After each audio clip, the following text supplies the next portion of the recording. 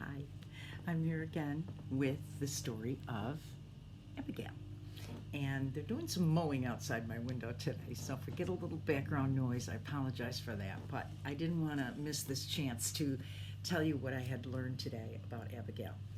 Um, Last session, we talked about how Abigail was an intelligent, sensible, beautiful woman, and she was married to Nabal, who was not very smart, who was rude and crude, and he didn't he didn't treat people with kindness or politeness. Basically, he was totally out for himself. And it was sheep shearing time. Nabal was a wealthy man, pretty rich. He had a lot of sheep. And at sheep shearing time, he would bring in all these people to help with the sheep shearing. And of course, he'd have extra provisions on site to feed them. Meanwhile, David, who was on the run from Saul, was in the fields outside of where Nabal lived with his army of men, and they were providing protection for Nabal and his servants and his family and all of that. So when it got to be sheep shearing time, it was the custom then that they would go and ask for food for the men. And so they went to Nabal and asked him, and Nabal, of course, said, "Who do you think you are? You might not even be anybody important. You might just be on the run from somebody, like a criminal escaped." He was insulting to them. And so they went back and told David, and right away David strapped on that sword. He was going to go after and probably just butcher everybody, and take what they wanted. And they specifically had told Nabal, "We never took anything from you. We never went and extorted food. We never just took what we needed. We've been kind to you and protected you. Now could you give us some food?" Anyway, when Nabal's servants heard the way he talked to them and how he had insulted them, they were afraid. And they knew the recrimination that was going to happen after that. So they ran and told the one sensible person in the family, and that was Abigail. So we are in 1 Samuel 25, and this is where Abigail does something very quickly. And we were in verse 18 when we said, Abigail wasted no time. She made a snap judgment, okay? And what did she do? She quickly gathered 200 loaves of bread, 2 wineskins full of wine, 5 sheep that had been slaughtered, nearly a bushel of roasted grain, 100 clusters of raisins, and 200 fig cakes. She placed them on donkeys and said to her servants, "Go ahead, I will follow you shortly." But she didn't tell her husband Nabal what she was doing. So she has all these provisions on hand, and she is quickly gathering up quite a feast of provisions for David's men. Meanwhile, she doesn't tell Nabal what she's doing. Now, this is one of those times when there are people in authority over us. Whether we're married, we have to share decision making with our husbands or our wives, or in terms of the government, they're an authority to us, the mayor, the governor, or whatever, the police officer that pulls you over for speeding, your employer, your boss. We all have people in authority over us in some way or other. And when you marry, you make a promise that you're going to love and obey your spouse, and that means doing what's best for them, and going along with their wishes in most situations. However, there does come a time as a Christian where what's happening is not right, where the authority above you is doing something that is immoral or against what God would want, that you have to then make a decision what you're going to do. Are you going to go along with that, or are you going to maybe take yourself out of the situation? Like in an employee situation, maybe you wouldn't vote for something that you didn't believe was right, or maybe you would just quietly dissent kind of thing. It's not like you're going to make a big fuss or quit your job or anything like that, although I suppose it might come to that someday. But you would do a lot of discernment before you would do that, and a lot of talking to other people to get wisdom, biblical wisdom about that.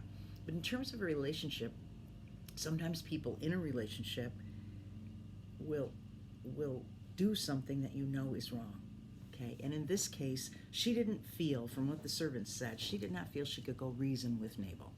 She had been married to him for a while, and she knew what he was like, and there was no way she was going to talk him out of this. But she knew what he had done was wrong. And so she quietly went away and did what she knew was right.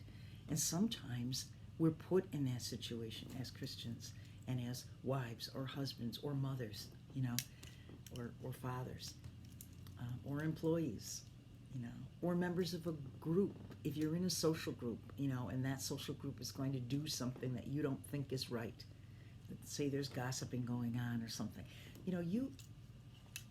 you can't be subject to authority to do something that God would not want you to do. So this is what Abigail does. No disrespect meant to her husband, really, but she doesn't go tell him what she's doing, because she knows that he will insist on doing the wrong thing, and she needs to do the right thing in this situation. And why? I think a lot of it is protection. She knows what David's men could do to her servants, her household, her family, her goods. She knows that the right thing to do would be to treat them with respect and hospitality. Hospitality is a big way that we witness sometimes to other people about our faith in God. Just the fact that we love them by feeding them or housing them or giving them what they need is extending God's love to other people. So that's very important for us to do. So that's what Abigail does. She doesn't tell Nabal. She just goes on and does what she's supposed to do. She sends on the servants ahead with the provisions, hoping to stop David before he gets there, As she was riding her donkey into a mountain ravine, okay, that's the other thing. She didn't just send the servants. She went herself. Sometimes we need to be involved, So she got on her little donkey and rode into the mountain ravine. She saw David and his men coming toward her. David had just been saying, "A lot of good it did to help this fellow. We protected his flocks in the wilderness, and nothing he owned was lost or stolen. But he has repaid me evil for good. My God, strike me and kill me if even one man of his household is alive tomorrow morning." David is out for revenge. This is also not usually in God's plan, but David is acting on his anger, on his ire, because he is, this isn't right. And he's correct. It isn't right. What Nabal did was not right. But that doesn't give David the right to go kill everybody in Nabal's family. But that's what he's saying. If even one man of his household is alive tomorrow morning, may God strike and kill me. He's taking almost an oath about killing everybody. So now Abigail is going to do something great. She is going to intercede for her husband. Okay. Does he deserve it? No, he does not deserve it. But she is interceding because she knows it's right. Think about Jesus, how he intercedes for us, how he went to the cross. Did we deserve it? No, but he did it out of love. So she is doing this out of love, not just for her husband, but for her household, her servants, her children, everybody that's there. So when Abigail saw David, she quickly got off her donkey and bowed low before him. So what does she start with? She starts with respect. She fell at his feet and said, "I accept all blame in this matter, my lord. Please listen to what I have to say. I know Nabal is a wicked and ill-tempered man. Please don't pay any attention to him. He is a fool, just as his name suggests. But I never even saw the young men that you sent." By the way, the word Nabal means fool. So he's just a foolish guy. He hasn't got the sense he was born with, He's just all about himself, and he's just going on with his life and not thinking about anybody else, and just, I don't want to give you this, so I'm not gonna. Foolish, doesn't have wisdom, really.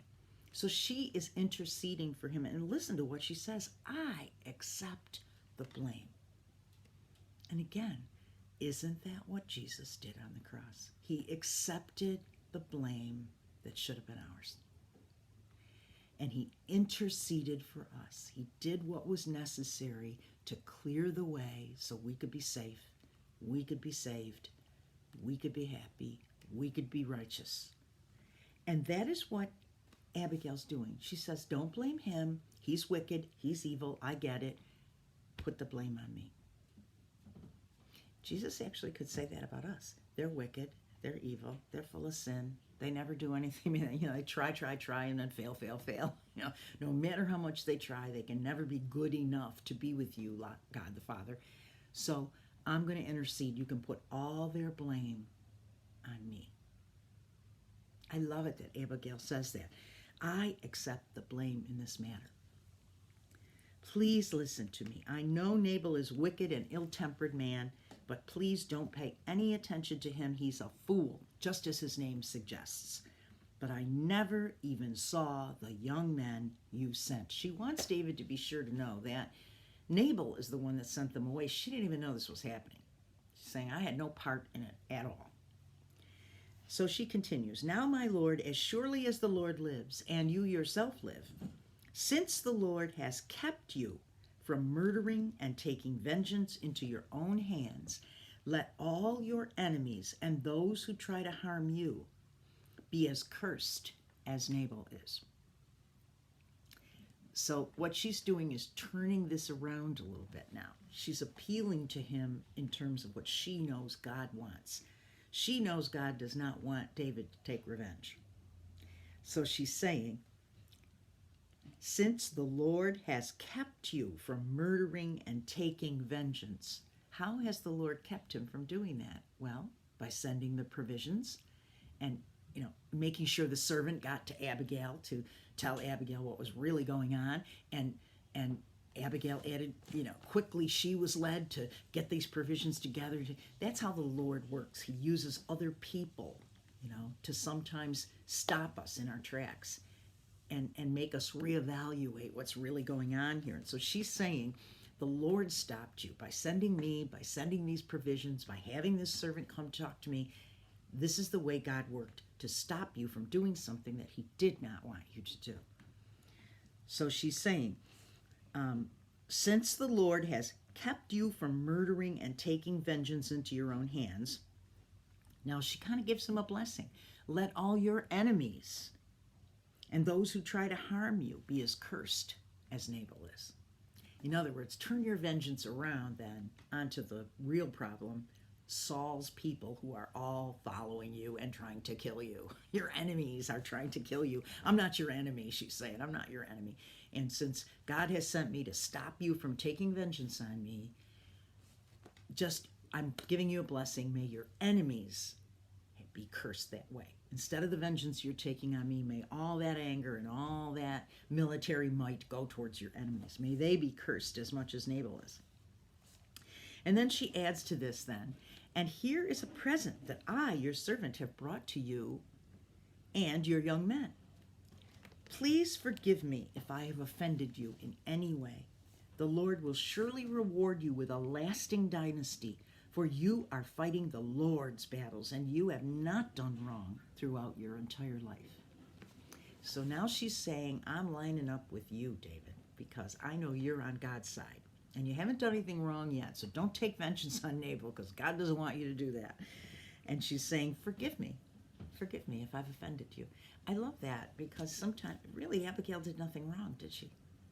She did nothing wrong. The only thing she did wrong maybe is marry a man like Nabal. But I don't suppose she probably had any choice in that. Probably her parents arranged that marriage, back then. But yet she asks for forgiveness. As a believer, we can go that extra mile. We can humble ourselves and ask for forgiveness, even when we know we may not have really been the one who did something wrong. We can do that.